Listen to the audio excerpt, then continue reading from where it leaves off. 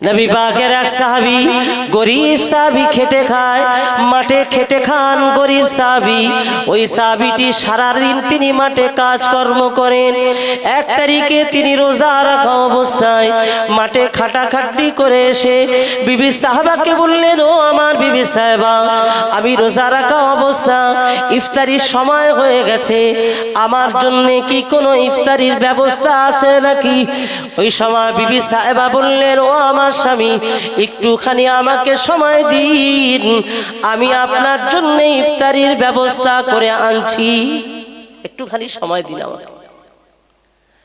আল্লাহ নবী সাহাবী ইফতারির সময় ইফতারি করবেন, আম্মা জান দৌড়ে দৌড়ে গেলেন, ইফতারি ব্যবস্থা করে নিজের স্বামীর সামনে দিয়ে দেবেন। এমন একটা মুহূর্তে দেখতে পেলেন, এসে দেখতে পেলেন তিনি ঘুমিয়ে আছেন। আরে ঘুমিয়ে পড়েছে। হুজুরে সাহাবী যখন ঘুমিয়ে পড়লেন, আল্লাহ নবী সাহাবী ঘুমিয়ে পড়েছেন, আর কিছু করার নাই। ঘুমটা ভেঙে যাওয়ার পরে ইফতারি করার যাবে না, আবার রোজা শুরু হয়ে গিয়েছে, সারা রাত না খাওয়া অবস্থায় থাকতে হবে, সেহরি আর খাওয়া যাবে না, পরের দিন আবার রোজা রাখতে হবে।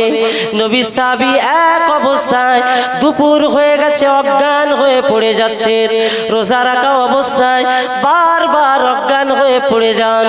আমার নবীর দরবারে সাহাবীরা খবর দিলেন, ইয়া রাসূলুল্লাহ, ইয়া হাবিবাল্লাহ, হুজুর, আপনার এই এক সাহাবী, তিনি সন্ধ্যাবেলা ইফতার করার সুযোগ পাননি, ওই অবস্থায় রোজা রাখা অবস্থায় আবার পরদিন রোজা রাখতে হয় না খেয়ে। আল্লাহ নবী ইয়া রাসূলুল্লাহ, হাবিবাল্লাহ, তিনি বারবার অজ্ঞান হয়ে পড়ে যাচ্ছেন। আল্লাহ পাক রব্বুল আলামিনের হাবিব চিন্তায় পড়ে গেলেন। আমার আল্লাহ পাক রব্বুল আলামিন, আমার আল্লাহ পাক জিবরিল আমিনকে পাঠিয়ে দিলেন, ও জিবরিল, আমার নবীর দরবারে চলে যাও, গিয়ে আল্লাহর হাবিবকে গিয়ে বলে দাও, ওকুলু আশরাবু হাত্তা ইয়াতাবায়্যানা লাকুমুল খাইতুল আবিয়াদু মিনাল খাইতুল আসওয়াদু মিনাল ফাজর। একবার জোরে বলুন না সুবহানাল্লাহ। যাও গিয়ে বলে দাও। হযরতে জিবরাইল আমিন চলে আসলেন, ইয়া রাসূলুল্লাহ, ইয়া হাবিবাল্লাহ, আল্লাহ পাক খেতে বলেছেন, পান করতে বলেছেন, আল্লাহ পাক খেতে বলেছেন, পান করতে বলেছেন, একেবারে ফজরের আগ মুহূর্ত পর্যন্ত খাওয়া পান করার কথা আল্লাহ পাক জানিয়ে দিয়েছেন। আগের নিষেধ আল্লাহ পাক তুলে নিয়েছেন। আগে যে নিয়মে রোজা করছিলেন সে নিয়ম আর নেই, আল্লাহ তুলে নিয়েছে। এখন ঠিক এই জায়গাতে একটা মশলার কথা বলি, খাও পান করো ফজরের আগ মুহূর্ত পর্যন্ত। এখন ফজরের আগ মুহূর্ত পর্যন্ত অর্থাৎ সেহরির শেষ সময় পর্যন্ত, আজকে সেহরির সময় 4টে কত 43। এখন 4:43 সেহরির শেষ সময় 43 পর্যন্ত আপনি খাবেন। এখন এই সময় খাওয়া শেষ হয়ে গেল, আজান হবে কখন? এই বিষয়টা নিয়ে আমাদের সমাজে প্রচলিত আছে বহু জায়গায়, সেহরি শেষ হওয়ার সাথে সাথে আজান দেওয়া। বহু মসজিদে 43 শেষ হয়ে গেল, 44 শুরু, আজান শুরু হয় কি হয় না? বসিরহাট আল্লামা হুজুর রহমাতুল্লাহ আলাইহি অর্থাৎ দাদা হুজুরের অনুমতিতে, বসিরহাট আল্লামা হুজুর দাদা হুজুর ফুরফুরা জমিন আবু বকর সিদ্দিক মুজাদ্দিদুজ জামান, তানার অন্যতম খলিফা, তিনি অসংখ্য কিতাব লিখে গেছেন বাংলার বাঙালিদের জন্য। তিনি তানার নামাজ শিক্ষায় লিখেছেন আজান কখন হবে। এই আজান হওয়ার ব্যাপারে লিখেছেন, সেহরি শেষ হওয়ার পরে তোমরা বেশ কিছুক্ষণ সময় অপেক্ষা করো, তারপরে আজান দাও।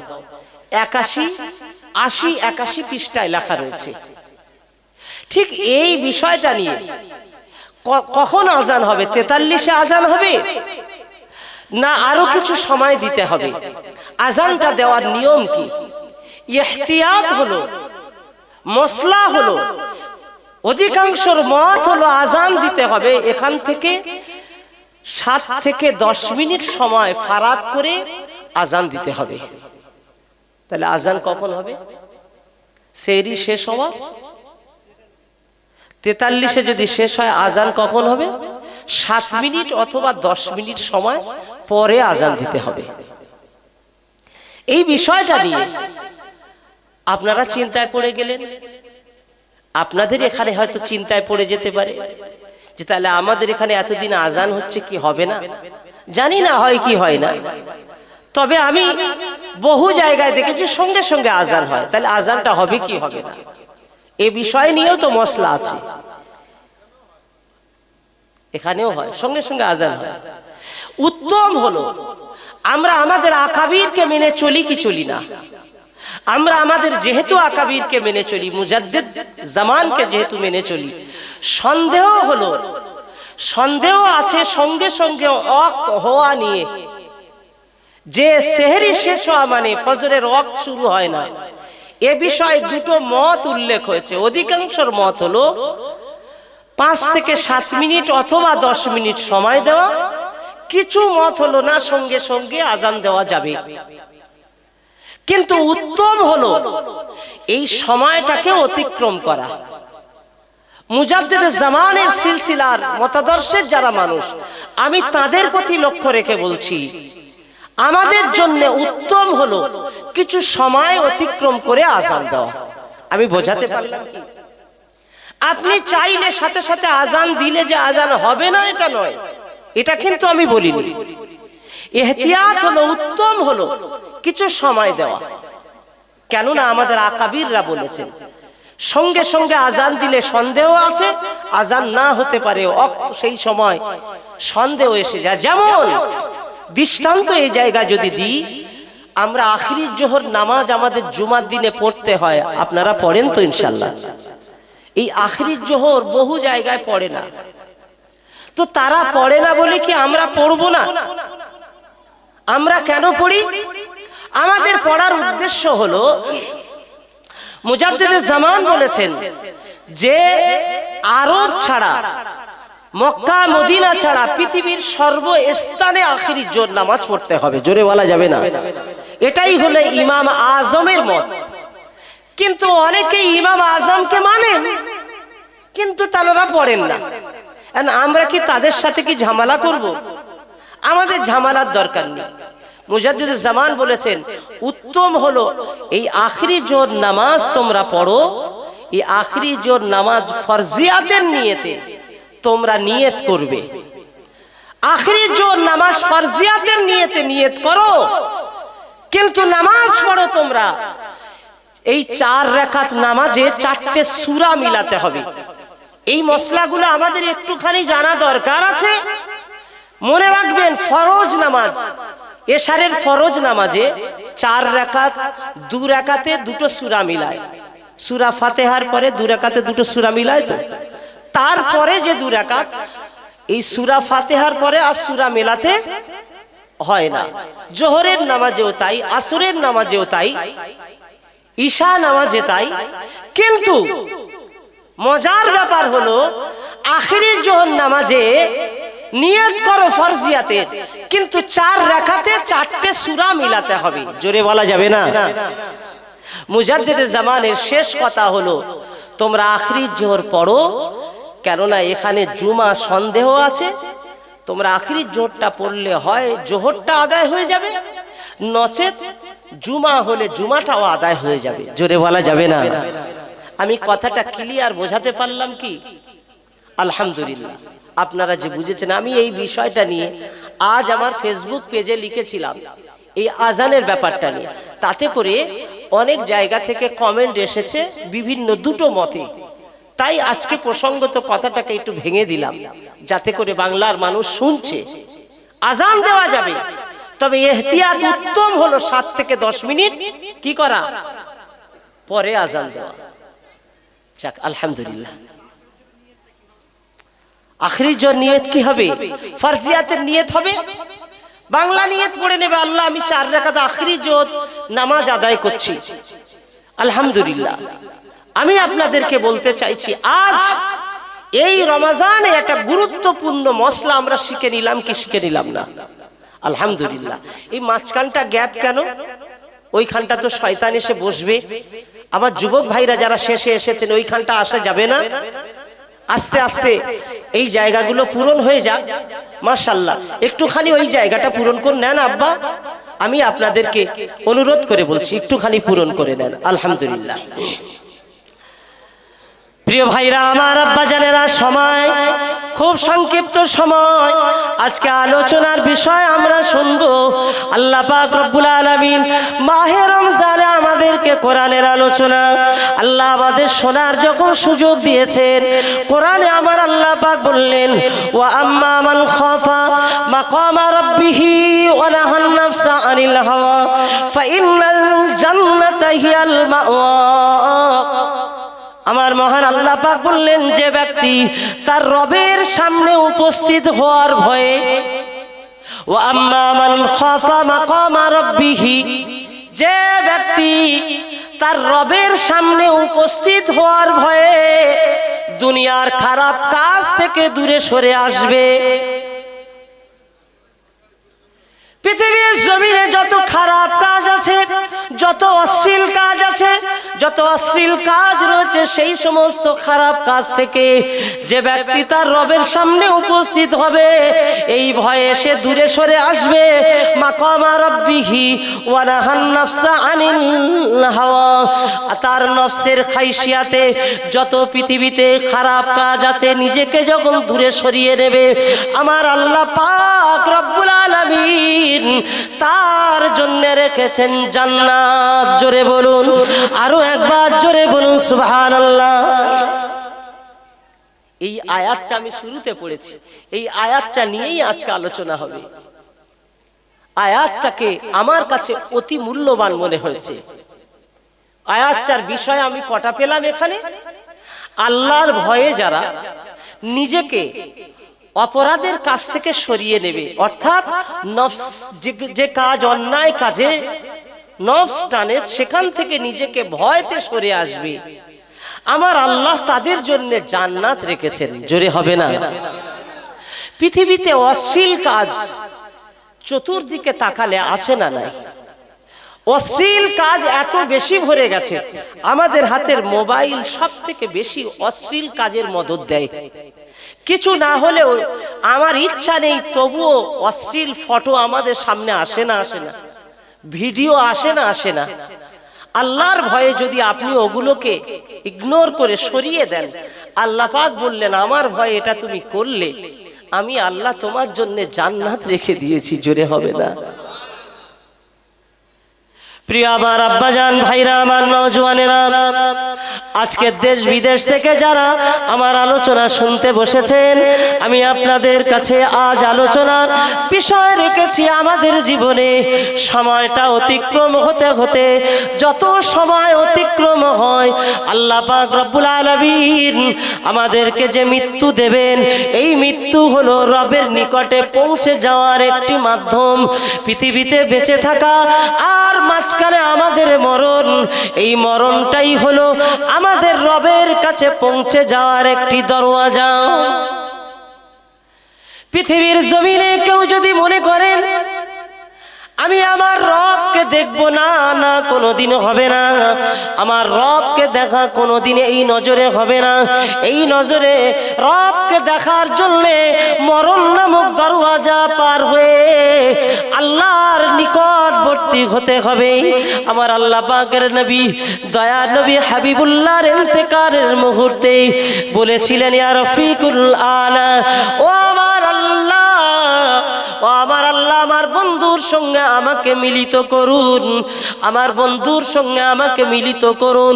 দুনিয়ার জমিন ছেড়ে বন্ধুর কাছে যাওয়ার রাস্তা হলো একমাত্র মরণ। আর বন্ধুর কাছে যদি কেউ যেতে চায়, তার জীবনে অশ্লীল আচরণ, অশ্লীল খারাপ কাজের সঙ্গে যুক্ত থাকবে ওই মানুষ। রবের সামনে দাঁড়ানোর জন্য তার জীবনে লজ্জা শরম, তার জীবনে যে অন্যায় করেছে এই অন্যায় নিয়ে কখনো রবের সামনে দাঁড়াতে পারে না। আম্মা জান রাবেয়া বসরি বলেছিলেন, আমি জীবনে বিবাহ করব না, আমার জীবনে বিবাহ করার কোনো শখ নাই। রাবেয়া বসরি বললেন, ও রব্বুল আলামিন, আল্লাহ পাক, দুনিয়ার মানুষ আমাকে জিজ্ঞাসা করে, ও রাবেয়া তুমি কি বিবাহ করবে না? আম্মা জান জবাব দিয়েছিলেন, ও দেশের মানুষেরা, আমি বিবাহ করি কেমন ভাবে আপনারা বলুন না। আমি একজনের সঙ্গে সম্পর্ক করেছি যে মহান আল্লাহ, আল্লাহর সঙ্গে আমি ভালোবাসা গড়েছি। সেই ভালোবাসার জায়গা আমার অন্তরে আর কারো জায়গা দিতে চাই না। তাই আমি আমার রবকে পাওয়ার জন্যে আমি আমার সময়টাকে উৎসর্গ করতে চাই। আম্মা জান রাবেয়া বসরির কথা। পৃথিবীর জমিনে রবের সামনে আমাদের যেতে হবে, এটা বিশ্বাস আমাদের আছে না নাই? আগে বলুন। আল্লাহ পাক রব্বুল আলামিন, আল্লাহ পাক রব্বুল আলামিন আমাদেরকে উপস্থিত করাবেন হাসরে। জান্নাতীরা আবেদন করবেন, আল্লাহ পাক, আল্লাহ সব পেয়েছি যেন একটা কিছু পাই নাই। আল্লাহ পাক বলবেন, কি পাওনি বলো? তামাম জান্নাতীরা বলবেন, আল্লাহ পাক এখনো আপনার দেখা মিলেনি। আমার আল্লাহ পাক তানাকে দেখানোর জন্যে সকল জান্নাতীদের দাওয়াত করবেন। জোরে বলুন সুবহানাল্লাহ, আর একটু জোরে বলুন সুবহানাল্লাহ। একটা ময়দানে উপস্থিত করাবেন, সবাই গিয়ে সেই ময়দানে উপস্থিত হয়ে যাবে।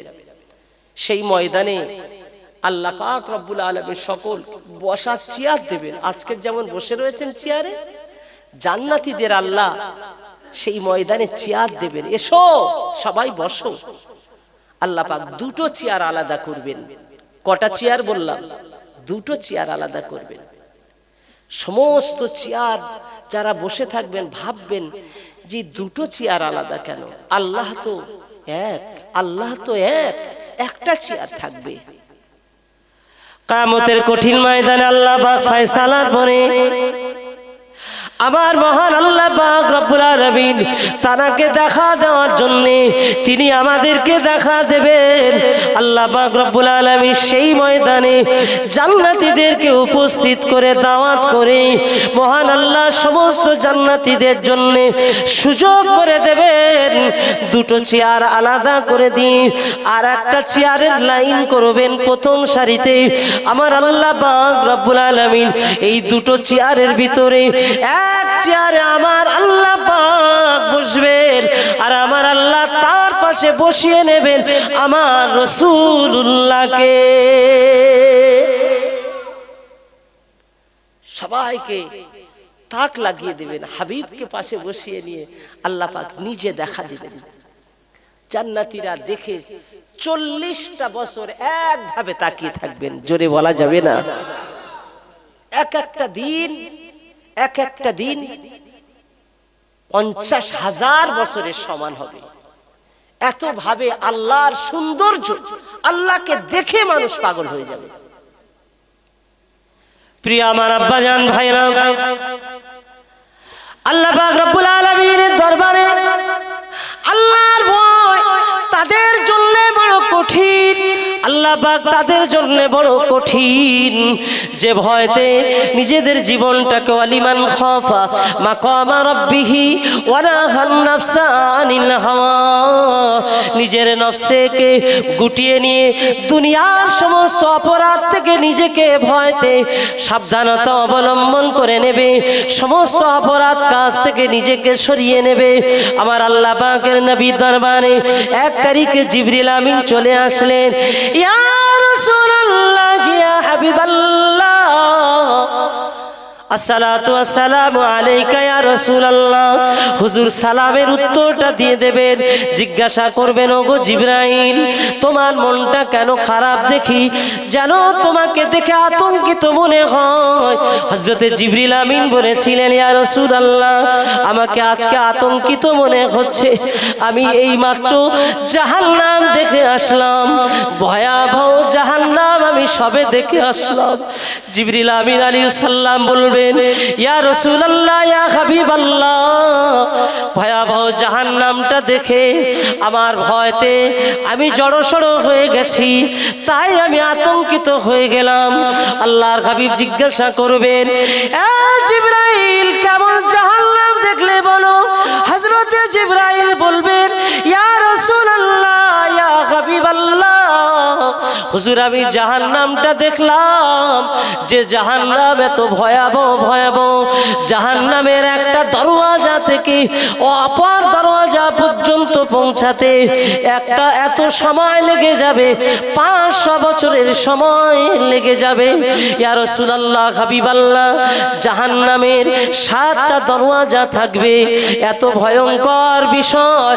ওই জাহান্নামের আগুন আল্লাহ পাক রব্বুল আলামিন 1000 বছর ধরে উত্তপ্ত করেছেন। জাহান্নামের আগুন 1000 বছর ধরে উত্তপ্ত করার পরে জাহান্নামের আগুনটা সাদা হয়ে গেছে। হুজুর আবার জাহান্নামের আগুনটা 1000 বছর ধরে উত্তপ্ত করলেন, জাহান্নামের আগুনটা লাল হয়ে গেছে। ইয়া রাসূলুল্লাহ, হাবিবাল্লাহ, জাহান্নামের আগুনটা আবার 1000 বছর ধরে উত্তপ্ত করেছেন, জাহান্নামের আগুনটা এত কালো হয়ে গেছে, একটা মানুষ অপর মানুষ এক আগুনের তফাৎ দাঁড়িয়ে থাকলে একে অপরে দেখতে পাবে না। ইয়া রাসূলুল্লাহ, হাবিবাল্লাহ, জাহান্নামের আগুন এত কঠিন, এত কঠিন। আল্লাহ পাক রব্বুল আলামিন জাহান্নামে মানুষকে যখন ফেলে দেবে, মানুষের দাঁতগুলো উহুদ পাহাড় পরিমাণ হয়ে যাবে, শরীরটা চামড়াগুলো 60 হাত মোটা হয়ে যাবে। জাহান্নামীদের আল্লাহ পাক এত কষ্ট দেবেন, চিৎকার করবে, কিন্তু ওই চিৎকার তাদের গলা থেকে বাইরে বার হয়ে আসবে না। ইয়া রাসূলুল্লাহ, হাবিবাল্লাহ, জাহান্নাম বড় ভয়াবহ। জাহান্নামের আগুন দেখে আমি তাই আতঙ্কিত হয়ে গেছি।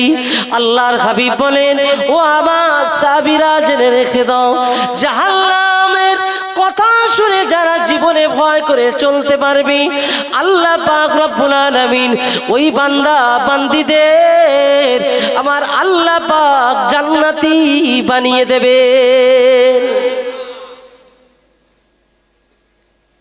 পৃথিবীর জমিনে অনেক বাদশাকে দেখলাম, তাম পৃথিবীর রাজত্ব করেছেন বাদশা জুলকারনাইন। আল্লাহর বাবু বান্দা বান্দিরা, নওজওয়ানেরা, যুবকেরা, পয়সা আছে বলে ভয় নাই এটা কিন্তু নয়, পয়সা আছে বলে আপনার সাহস বেড়ে গেছে এটা কিন্তু নয়। পৃথিবীর বাদশাহিত্য করেছেন বাদশা জুলকারনাইন। পৃথিবীর বাদশাহিত্য করে এমন একটা সময় তিনি মৃত্যুর আগ মুহূর্তে সঙ্গী সাথীদের মুরিদদেরকে ডেকে বলেছিলেন, ও আমার সঙ্গী সাথীরা, আমি বাদশা জুলকারনাইন, আল্লাহ পাক আমাকে তামাম পৃথিবীর বাদশাহিত্য দান করেছেন। আমার একটা আশা, আমার ইন্তেকালের পরে, আমার মারা যাওয়ার পরে আমার হাত দুখানা কাফনের কাপড় থেকে বার করে দিয়ে গ্রামে গ্রামে, শহরের অলিতে গলিতে আমাকে একটু ঘোরাবে। কি করবে? মরণের পরে কারো এরকম বার করে ঘোরানো হয়? কিন্তু বাদশা জুলকারনাইন বলছেন, আমাকে কবর দেবে না, আমাকে খাটিয়ায় তুলবে, আমাকে কাফন পরাবে, হাত দুটো বার করে দিয়ে একটু পাড়ায় পাড়ায় আর একটু শহরে শহর একটু ঘুরিয়ে দেবে আমাকে। বাদশা জুলকারনাইন একদিন মারাই গেলেন, ওসিয়াত করে গেছেন তার হাত দুখানা বার করে দেওয়ার কথা। কাফন থেকে হাত দুখানা বার করে দিলেন, দিয়ে কাঁধে করে 4 জন খাটিয়াটা নিয়ে পিছনে অনেক মানুষ শহরে ঘোরানো হচ্ছে। শহরের মানুষেরা বলেন, বাদশা জুলকারনাইনের অভাব হয়ে গেছে, এত খেলো, এত নিল, পৃথিবীর বাদশাহিত্য পেল, তবু তার আশা মিটল না। মারা যাওয়ার পরে আরো 2 হাত বার করে আছে, দাও দাও। পৃথিবীর খারাপ মানুষগুলো বাদশা জুলকারনাইনের এই অবস্থা দেখে তারা তাদের মতো মন্তব্য করে, জুলকারনাইনের অভাব আরো দাও, আরো দাও। কিন্তু আল্লাহওয়ালা মানুষেরা তারা বলতে থাকে, না না, বাদশা জুলকারনাইন হাতটা বার করে দিয়ে প্রমাণ করিয়ে দিয়েছে আমার আর প্রয়োজন নাই। দেখো না আমার এত ছিল, আমি দুনিয়ার বাদশা ছিলাম। আল্লাহ পাক পূর্ব থেকে পশ্চিম তামাম জায়গাটা আমার রাজত্ব দান করার পরেও আমার যাওয়ার সময় আমি খালি হাতে চলে গেলাম। যার যেমন চিন্তা সে তেমনই বলে। বাদশা জুলকারনাইনের এত বাদশাহিত্ব থাকার পরে খালি হাতে চলে গেল, দুনিয়ার মানুষকে দেখিয়ে দিল দুনিয়ার মাটিতে বাদশাহিত্ব পেল নমরুদ, কিন্তু অহংকার বেড়ে গেল। দুনিয়ার মাটিতে বাদশাহিত্ব পেয়েছিল ফেরাউন, ফেরাউন দুনিয়ার মাটিতে খোদাই দাবি করলো। আল্লাহ পাক রব্বুল আলামিন এদেরকে ক্ষমতা দিয়েছিল, ক্ষমতার লোভে পড়ে ক্ষমতার দাম্ভিককে তারা নিজেদের জীবনটাকে এত লোভী করে তুললো, নিজেরা খোদাই দাবি করলো। বাদশা নমরুদ পেয়ে গেল, খোদাই দাবি করলো, আল্লাহকে মারার জন্যে প্রস্তুতি নিয়ে আল্লাহকে মারার জন্যে তৈরি হলো। বাদশাহী পেয়ে নমরুদ আল্লাহকে মারার জন্যে উপরে উঠে গেল। বেশ কিছু দূর উপরে উঠে তীর নিক্ষেপ করেছে। আল্লাহ পাকের ইচ্ছায় ওই তীরেতে একটু রক্ত মাখিয়ে দিয়েছে। নমরুদ বলল খোদাকে মেরে দিয়েছি। সত্যি মেরেছে? বাদশা নমরুদ ভাবলো আল্লাহকে মেরে দিয়েছি, কিন্তু এই নমরুদ পৃথিবীর জমিনে স্থায়ী হলো না, আল্লাহকে মারলো। সে তার চিন্তা ভাবনা খোদাকে মেরে দিয়েছে। আমার আল্লাহ পাক বললেন না, ওয়ামাকারু ওয়ামাকারাল্লাহ ওয়াল্লাহু খায়রুল মাকিরিন। আমি আল্লাহ, আমার কৌশলের কাছে কেউ পারে না। নমরুদ আমাকে মারার পরিকল্পনা করলো, আর আমি আল্লাহ আমার কোন সাহসী আমি কোন বান্দাকে পাঠালাম না। আমার ক্ষুদ্র প্রাণী আমি আল্লাহ তাদের এত ক্ষমতা দিয়ে দিলাম। আমার ওই দল গিয়ে নমরুদের উপর আক্রমণ করলো। মুসার দলেরা গিয়ে নমরুদের সৈন্যদের প্রতি ঝাঁপিয়ে ফেলে পড়েছে। এমন সময় নমরুদ পালিয়ে যায়। একটা দুর্বল খোঁড়া মশা, অতি দুর্বল, চলতে পারে না, পায়ে খোঁড়া, কিন্তু ওই মশা নমরুদের নাক থেকে প্রবেশ করে মাথার তালুতে হাজির হলো। একবার জোরে হবে না? আর একটু জোরে বলবেন না? পারে কেউ আল্লাহর কাছে, আল্লাহর কৌশলের কাছে? নমরুদ কি হলো? হ্যাঁ, জুতো খেতে খেতে গেল কি গেল না? নমরুদ গেল জুতো খেতে খেতে, ফেরাউন গেল নীল দরিয়ায় ডুবতে ডুবতে। আল্লাহ পাক রব্বুল আলামিন সাদ্দাত বলল, আমি পৃথিবীর এত সম্পদ, এত সম্পদের মালিক আমাকে আল্লাহ, এত সম্পদের মালিক আমি হয়েছি, সব সম্পদ আমার উপার্জিত, কেউ আমাকে দেয়নি, আমার উপার্জিত সম্পদ। সম্পদ এত বেড়ে গেল, কিতাবে এসেছে সাদ্দাদের 70টা উট ছিল। সাদ্দাদের সম্পদ গুলো গচ্ছিত রাখা থাকে, সেই ঘরগুলো বন্ধ করে রাখা হয়, সেই ঘরগুলো চাবি বহন করা 70খানা উট প্রয়োজন হতো। 70টা উট শুধু চাবি বইতে লাগে। সাদ্দাদের পয়সা আছে না নাই? আজকে অনেক পয়সাওয়ালা মানুষ ভাবে সময় আমার বাকি আছে, অর্থ আছে, আমি আমার সময় চিন্তা করে নিয়ে পরিবর্তন হব। না না, হওয়া যাবে না, হওয়া যাবে না। অর্থ তোমাকে অহংকারী বানিয়ে দিয়েছে। অর্থের কারণে অশ্লীল কাজে পৌঁছে গেছো, অর্থের কারণে নোংরা কাজে পৌঁছে গেছো, অর্থের কারণে খারাপ কাজে পৌঁছে গেছো। সাদ্দাদের চিন্তা দিন দিন বেড়ে গেল। আল্লাহ পাক রব্বুল আলামিন মুসা নবীকে বললেন, ওগো মুসা, জানিয়ে দাও এই দুনিয়া যারা অর্থশালী, ও মুসা, এই দুনিয়া যারা অর্থশালী তাদেরকে বলে দাও তারা যেন যাকাত দেয়। যাকাত দিতে হবে গরিবের জন্য, অর্থ দিতে হবে গরিবের জন্য। আল্লাহ পাকের নবী মুসা নবী আলাইহিস সালাম সাদ্দাতকে বলল, সাদ্দাত রে, আল্লাহ পাক কিছু সম্পদ নিয়ে গরিবের মাঝে বিতরণ করতে বলেছেন। সাদ্দাত বলল, ভেবে দেখব। কি বলছে? ভেবে দেখব। অনেক মানুষ আছে না অর্থশালী, সে যাকাত দেয় না। এই রমজান মাস যাকাত দিতে হবে কি হবে না? যাদের সোনা গয়না আছে, সম্পদ আছে, তাদের হিসাব করে যাকাত দিতে হবে কি হবে না? সাদ্দাদের এত অর্থ ছিল, যাকাত দেবে না। ফেরাউন সে তার অহংকারে ডুবে পড়ল। নমরুদ তার অহংকারে জুতো খেতে খেতে গেল। সাদ্দাদের অহংকার, এত পয়সা, এত টাকা, কত টাকার মালিক পৃথিবীতে, কত সম্পদের মালিক। সাদ্দাদের যত সম্পদ ছিল, এই জামানায় একটা বড় ধনী মানুষের তার কানা কড়া নেই। কি এমন সম্পদ আছে? আল্লাহ পাক এক রাতে, আরে সকালবেলা যে ধনী সন্ধ্যাবেলা গরিব হয়ে যেতে পারে, পারে কি পারে না? নদীর একুল ভাঙে অকুল গড়ে, এই তো নদীর খেলা। হ্যাঁ, সকালবেলা ধনী রে ভাই, সন্ধ্যাবেলায় গরিব হয়ে যায়। এই যে কবিরা যে কবিতা লিখে গেছেন পৃথিবীতে, এই কবিতাগুলোর অর্থ আছে না? আছে। আমরা মনে মনে করি অর্থের জন্য যত রকম অপরাধ আমরা করেই চলেছি। সাদ্দাদ নবী মুসা আলাইহিস সালামের বিরুদ্ধে ষড়যন্ত্র করলো। মুসা আমার বিরুদ্ধে বারবার বলে, আমাকে নিয়ে বারবার কথা তুলে, সম্পদ দিতে হবে গরিবের মাঝে, আমি কত সম্পদ দেব, আমার হিসাব করলে অনেক সম্পদ দিতে হবে, লক্ষ লক্ষ কোটি কোটি কোটি কোটি টাকা সম্পদ নিয়ে গরিবের মাঝে বিতরণ করতে হবে। মুসার কথা নেওয়া যাবে না, তাই মুসাকে দেশ থেকে তাড়াতে হবে। মুসা নবীকে তাড়াবার জন্যে ওই সাদ্দাত করেছিল কি জানেন? আল্লাহ পাকের নবী মুসা আলাইহিস সালামকে তাড়াবার জন্য এক মহিলাকে পয়সা দিয়ে, অর্থ দিয়ে, ওই মহিলাটা বারবনিতা মহিলা, পৃথিবীতে সাধারণত ওই মহিলা বেশ্যা নারী বলে দুনিয়ার মানুষ চেনে। অর্থের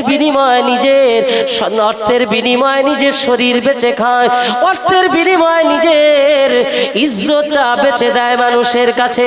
এই রকম একটা নোংরা প্রকৃতির নারীর সঙ্গে একটি সম্পর্ক তৈরি করে ওই মহিলাকে বলেছিল, গো মহিলা, একটা কাজ তুমি যদি সমাধান করতে পারো, যদি মুসাকে তাড়িয়ে দিতে পারো দেশ থেকে, যত সম্পদ জীবনে কামিয়েছো তার থেকে বেশি সম্পদ আমি তোমাকে দিয়ে দেব। এই রাতের অন্ধকারে 500 দিরহাম আমি তোমাকে দিয়ে দিলাম, আগাম তোমাকে বায়না দিয়ে দিলাম, আগামী তুমি এই কাজ করার বিনিময় অনেক সম্পদ তোমাকে দিয়ে দেব। আল্লাহ পাকের নবীর বিরুদ্ধে ষড়যন্ত্র হয়ে গেল। আল্লাহ পাক জানিয়েছেন, হে বান্দা, আমি আল্লাহ যতই তুমি ষড়যন্ত্র করো আমার কৌশলের কাছে পারবে না। আমি আল্লাহ আমার নবীদের ইজ্জত, আমি আল্লাহ আমার আল্লাহ ওয়ালাদের সম্মান আমি আল্লাহ বাঁচিয়ে নেব। একবার জোরে জোরে হবে না সুবহানাল্লাহ। আল্লাহ নবী মুসা আলাইহিস সালাম জানেন না গোপন ষড়যন্ত্র হয়ে গেল। একদিন তিনি জনগণের সামনে ভাষণ দিচ্ছেন, মেলা বসেছে, সেখানে জনগণের সামনে ভাষণ দিচ্ছেন। মুসা নবী বলছেন, আমাকে আপনারা মেনে নেন, আল্লাহকে রব বলে মেনে নেন। আল্লাহ পাকের নবী মুসা কালিমুল্লাহ